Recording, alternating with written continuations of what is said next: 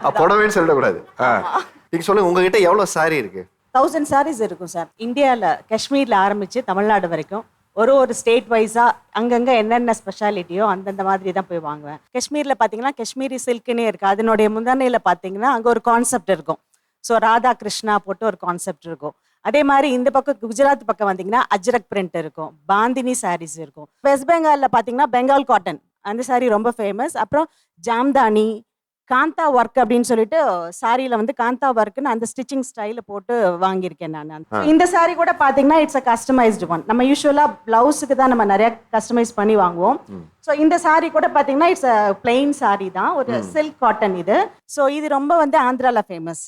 So இது பார்த்தீங்கன்னா இந்த கலம்ஹாரியில் இருக்கிற அந்த ஃப்ளாரல் பீகாக் இதெல்லாம் கட் பண்ணி இதில் பேட்ச் ஒர்க் பண்ணியிருக்காங்க. ஸோ அண்ட் தென் பார்டரில் வந்து பார்த்தீங்கன்னா இந்த கோபுரம் இதெல்லாமே த்ரெட் ஒர்க் பண்ணி ஹைலைட் பண்ணியிருக்காங்க. ஸோ இந்த மாதிரி கஸ்டமைஸ் பண்ணி வாங்குறது இது ரொம்ப ஸ்பெஷல் அக்கேஷன். எங்கள் வீட்டில் இருக்கிற வெட்டிங் அதுக்கெலாம் வந்து இந்த மாதிரி கஸ்டமைஸ் பண்ணி வாங்குறது வழக்கம்.